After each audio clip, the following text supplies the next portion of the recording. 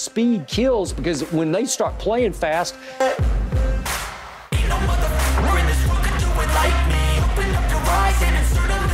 there is no quarterback on earth right now that I would rather have running my 2-minute if I need a touchdown than Tom Brady.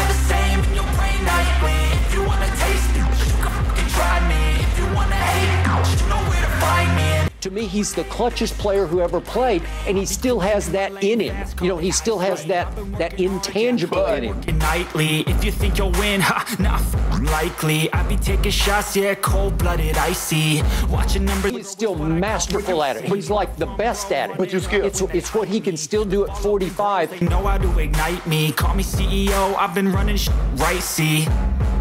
What's your phrase used? Summons? He summonses up. Okay, well, nobody can summons it any better than this guy. I'm the boss, I'm making change. I've been rocking this exchange, popping off and risking things. Remember, Green Bay, they'd scored 6 pathetic points the whole game. And then with 3:04 left in the game, Brady's 1st and 10 at his 11. He goes 89 and 13 plays, like boom, boom, boom, boom, boom. And I can just show. He goes 17 to Lenny, then 11 to Cam Brate, and then back to Fournette for 10. He just going boom, boom, boom down the field, touchdown. And then they go for 2, and they get the delay penalty because the rookie, the young center, wouldn't snap it. Against the Rams, they've scored 9 points the whole game.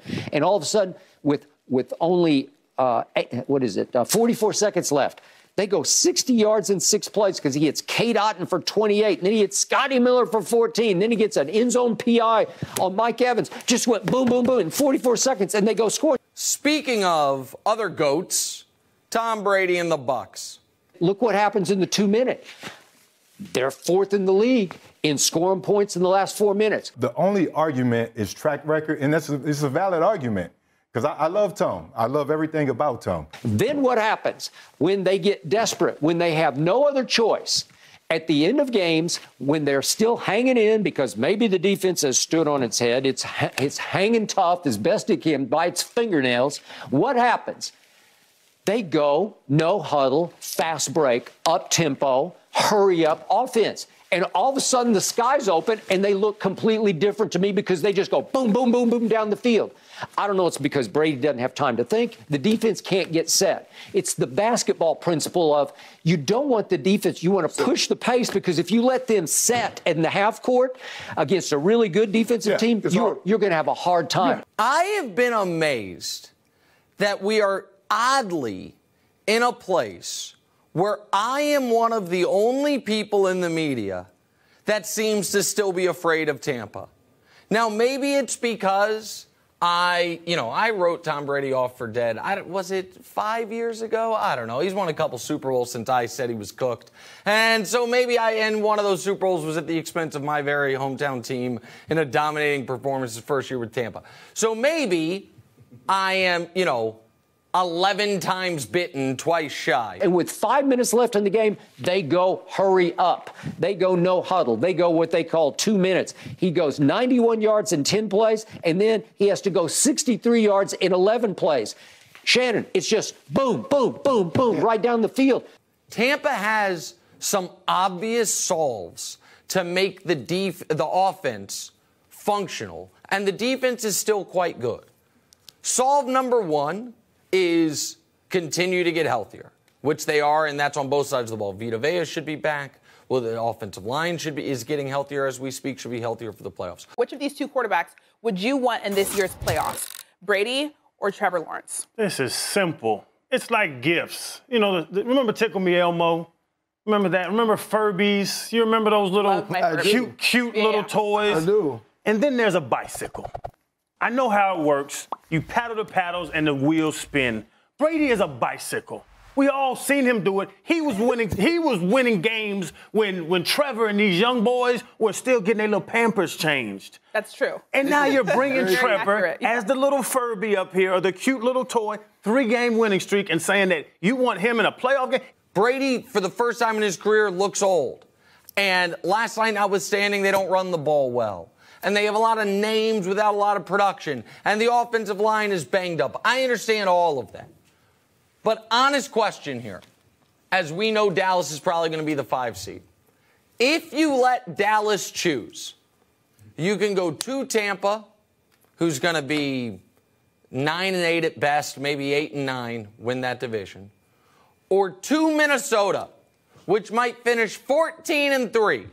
Honestly, who do you think Dallas is choosing? Minnesota's, as I mentioned, they won another crazy game this weekend, and they're 12-3.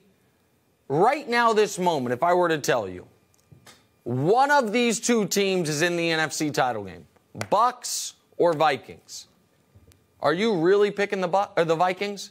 Winning a playoff game this year, I'm going with the guy. You just saw it against the Cardinals.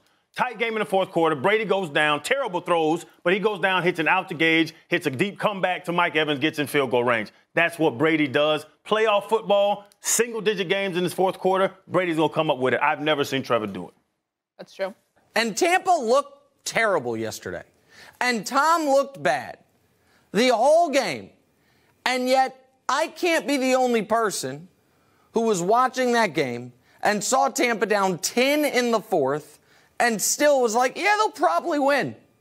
They're not down 3 scores. And if they're not down 3 scores, the other team is going to be mind-melded by this guy, going to make just enough mistakes, and Tampa's going to do just enough to squeak by, and that's, of course, what happened. I love the experience. I love what Tom has done in his career in the playoffs, 35-12, 7 rings.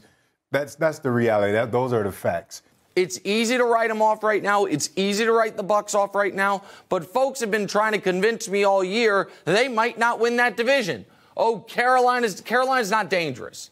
And Tampa, as bad as they've been, is going to go into the playoffs on a 3-game winning streak. They won last night in ugly fashion. They're going to beat Carolina this coming week, and then they'll beat Atlanta with whatever hell Atlanta's doing with Desmond Ridder in Week 18. And all of a sudden, they will be, what would they be in round 1? 6.5-point home dogs to the Dallas Cowboys? Scary game. I guarantee you Dallas would rather be going to Minnesota and playing a 13-win Vikings team than going to Tampa and playing an 8 or 9-win Tom Brady Bucs. He just starts throwing to the open receivers on the fly. He's calling his own plays for the most part, and it works. Just keep the games close. I think Dallas could go to the Super Bowl. Dallas should, in that playoff game, blow the Bucs out.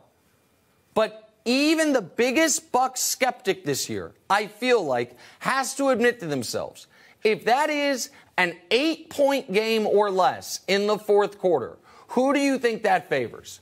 With Mike McCarthy and Dak Prescott on one side and Tom Brady and his 20 years of not only fourth quarter comebacks, but other teams just doing some of the dumbest things you can possibly imagine against, when he's on the sideline, their offense running out of bounds, whether it's Mark Ingram or the various things we've seen all year. So I am not going to step on this Tom Brady rake again. Thank you for watching, and please like and subscribe as I post a new Tom Brady video every day.